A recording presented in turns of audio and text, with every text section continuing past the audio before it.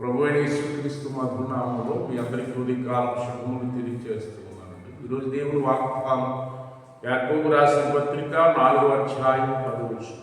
ప్రభు దృష్టికి మిమ్మల్ని మీరు తగ్గించుకుంటే అప్పుడు ఆయన మిమ్మల్ని హెచ్చించు. ప్రియా దేవుని బిడ్డలారా, మత్తయి రాసిన సువార్త 20వ అధ్యాయం 12వ వచనంలో తన్ను తాను హెచ్చించుకున్నవాడు తగ్గింపబడును, తను తాను తగ్గించుకున్నవాడు హెచ్చించుకున్నాడు. దేవుని బిడ్డలారా,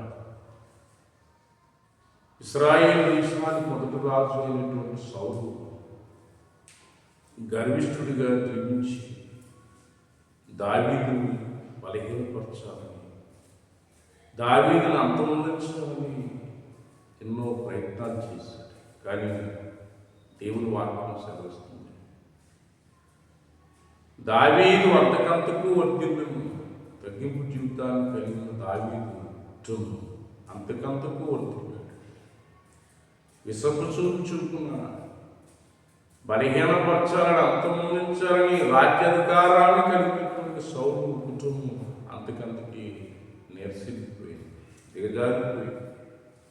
ప్రియా దేవుని బిడ్డలారా, ప్రభు వాక్యం సెలవిస్తుంది. మొదటి పేతురు రాసిన పత్రిక 5వ అధ్యాయం 6వ వచనం.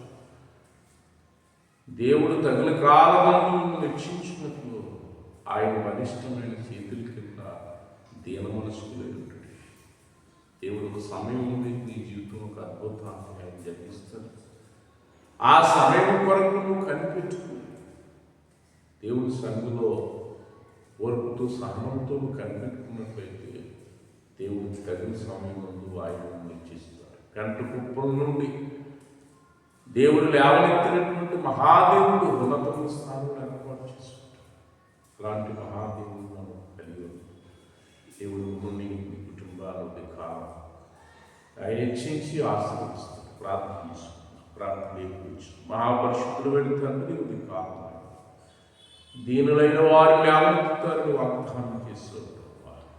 దేవా, వారి పేద పరిస్థితి నుంచి, దరిద్ర స్థితి నుంచి, హీన స్థితి నుంచి ఆయన దేవా విడిపించి వారిని హెచ్చించి ఉన్నతమైన స్థానంలో ఆయన ప్రార్థన నేర్పిస్తున్నటువంటి వారిని వారి కుటుంబాలను దీవించుంటాయి. ఇది కాదు, స్కూల్కి, కాలేజీలకి, డ్యూటీలకి నాయన పనిపాటు వెళ్తున్న బిడ్డలకు తోడే ఉండండి.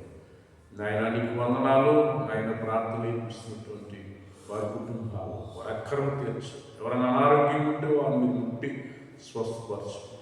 నీ పరలోకం దీవెన ఆశీర్వాదాలు వీరికి సమృద్ధిగా అనుగ్రహించవచ్చు. యేసు నామమున ప్రార్థన చేసి వేడుకుంటున్నాను మా పరమ తండ్రి. ఆమేన్. May God bless you. దేవుడిని దీవించి ఆశీర్వదించుగా.